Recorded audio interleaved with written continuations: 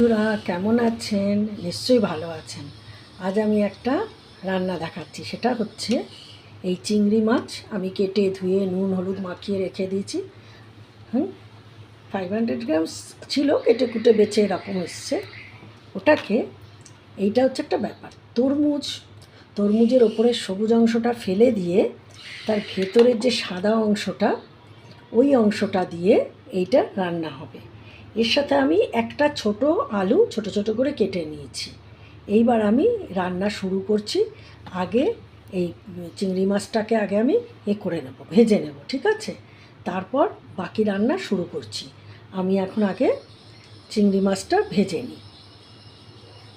এটাই আমি কিছু জিনিস দেব, সেটা হচ্ছে একটু রসুন, বেশ 5-6 বড় বড় রসুনের কুচিয়ে রেখেছি। না, এটা আদা, এটা আদা 1 ইঞ্চি মতন কুচি করে রেখেছি। এইটা একটা রসুন কুচি আছে, 4-5টা রসুনের ওই কোয়াকে কুচি করে রেখেছি। একটা ছোট পেঁয়াজ কুচি করে রেখেছি, 2টো কাঁচা লঙ্কা কুচি করে রেখেছি, আর একটা গোটা রেখেছি, 2টো কুচি করে রেখেছি। ওদিকে আমি তেল গরম করতে দিয়ে দিয়েছি। তেলটা গরম হলে মাছটা আগে আমি ভেজে তুলব। হ্যাঁ, তেলটা একটু গরম হবে।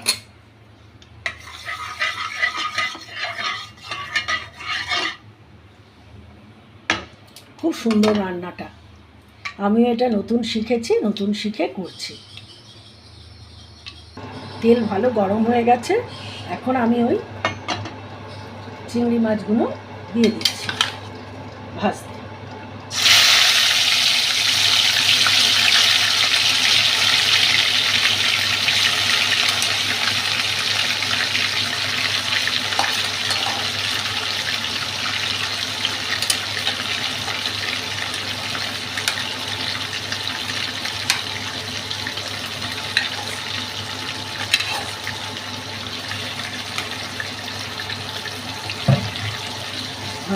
ভালো করে ভেজে নেবো একেবারে।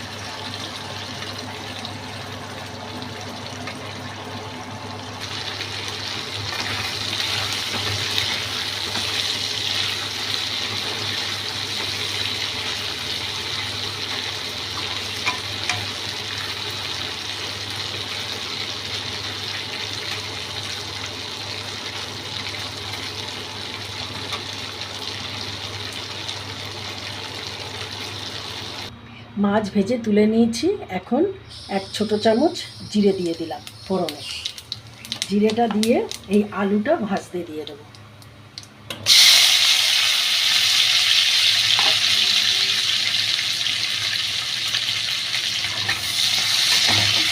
জিরে দিয়ে আলু ভাজতে দিয়ে দেবো। আপনারা পুরোটা দেখবেন, স্কিপ করবেন না, ভালো লাগবে রান্নাটা। আমি কিন্তু যে তেলে চিংড়ি মাছটা ভেজেছি সেই তেলের মধ্যেই কিন্তু আমি এই আলুটা ভাজছি, যার জন্য এই ফেনাটা উঠছে। জানেন যে চিংড়ি মাছ ডিমের জিনিস, এগুলো থেকে একটা ফেনা থাকে, ফেনাটা কেটে যাবে। যেই আলুটা গরম বেশি হয়ে যাবে তখনই ওই ফেনাটা কেটে যাবে।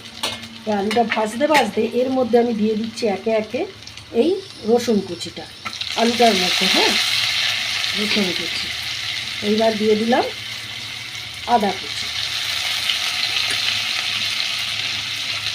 দিয়ে ভাজবো। আলুর সাথে আদা কুচি রসুন কুচিটা বেশ ভালো করে সুন্দর করে ভাজবো। নেড়ে দিলাম, একসাথে ভাজাটা ভালো করে করবো। গরমের সময় তরমুজ তো বাড়িতে আসবেই, একদিন এরকম করে রান্না করে খেয়ে দেখতে কি হয়। খুব সুন্দর একটা গন্ধ বেরিয়েছে রসুনের, ভাজা রসুনের আর কি। তার সাথে একটা চিংড়ি মাছ ভাজা তেলটা আছে।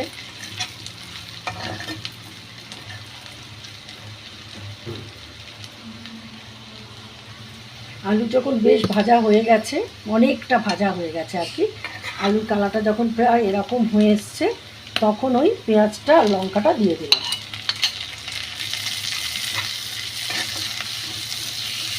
দিয়ে আমি ভাজতে থাকবো। ঠিক আছে, ফেনাটা নেড়ে গেল না? আস্তে আস্তে যখনই গরম হবে ফেনা নেড়ে যাবে। ভাজাটা আবার হোক আলু লঙ্কার সাথে। আমি এখন এক এক করে মশলা দেবো। যত সামান্য মশলায় রান্না, নুন দিচ্ছি, নুন যার যার স্বাদে।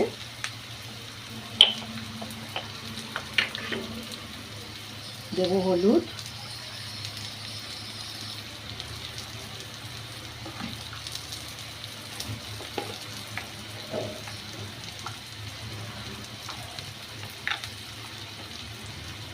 দেব জিরের গুঁড়ো,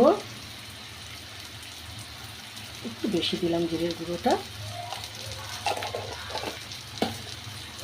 এবার একটু নেড়ে জল দেব, না জল না, সরি ভুলে গেছি, আসল জিনিস মুখ্য ভূমিকায় যিনি আছেন তাকেই দেওয়া হয়নি, তরমুজটা।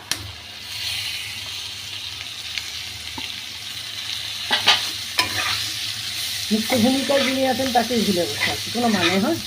এবার এটা দিয়ে ভালো করে মশলার সাথে কষাবো।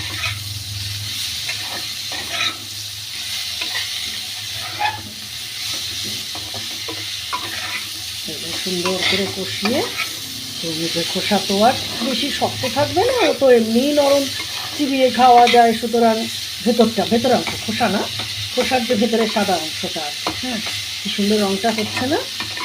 হ্যাঁ, এবার একটু আমি কাঁচা লঙ্কা অনেক দিয়েছি, নামমাত্র একটুখানি এই কাশ্মীরি লঙ্কার গুঁড়ো ছিটে দিলাম, এটা অপশন, কাঁচা লঙ্কাতেই মূল রান্নাটা ভালো হবে।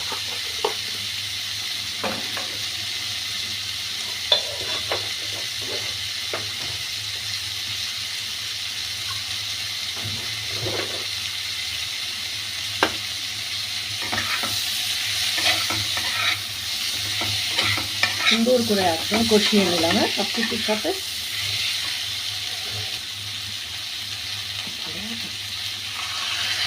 জল দিলাম, জল দিয়ে একটু নাড়ানাড়ি করছি।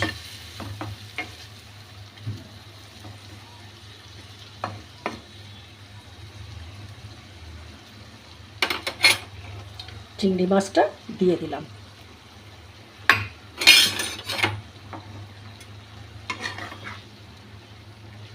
খুব সাদামাটা রান্না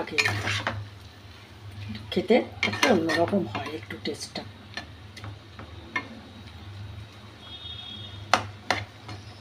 আর একটু জল দেবো ফোটার জন্য, তারপর গা মাখা হলে হয়ে যাবে।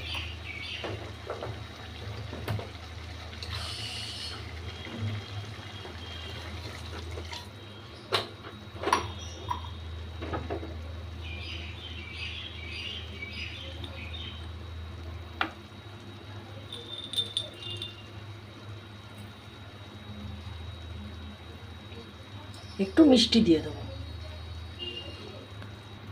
সব দেওয়া হয়ে গেছে, এবার এটা ফুটে গা মাখা হবে, মাছটাও বেশ এর সাথে মিলমিশ খেয়ে যাবে। মানে গরম মশলা দিয়ে নামিয়ে দেবো। কি সহজ রান্না না?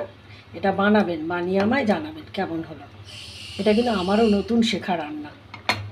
এটা এবারে ফুটুক। মিষ্টিটা কিন্তু দিয়ে দিয়েছি, মিষ্টিটা যার যার মাপ, তবে এতে একটু মিষ্টি দিলে ভালো লাগবে।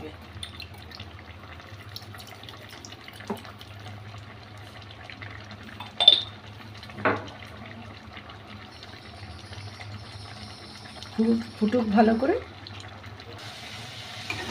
একদম এরকম গাঢ় হয়ে গেছে, একদম নরম হয়ে সুন্দর গাঢ় হয়ে গেছে।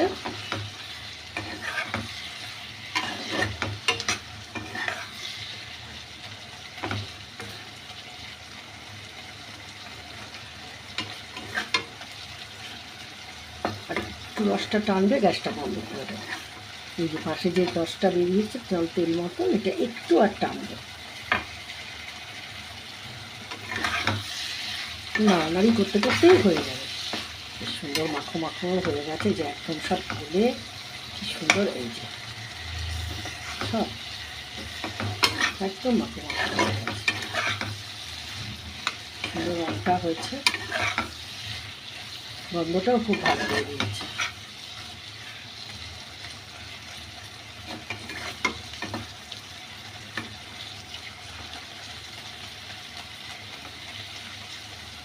ছড়িয়ে দিলাম একটু, এটা একটু টেনে যায় আর তাড়াতাড়ি।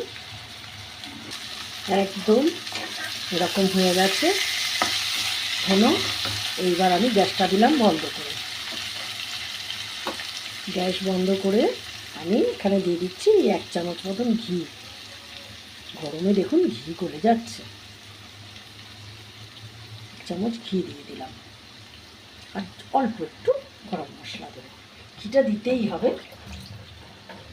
গরম মশলার অপশান। অল্প গরম মশলা ছড়িয়ে দিলাম। এবার বলুন কেমন হয়েছে। আপনারা কিন্তু অবশ্যই এটা বানাবেন, বানিয়ে আমাকে জানাবেন। আর প্লিজ আমাকে লাইক, শেয়ার আর সাবস্ক্রাইব করবেন। ডিসলাইকও করতে পারেন, কে কোথার থেকে করছেন একটু জানাবেন, আমি তাহলে খুব খুশি হই।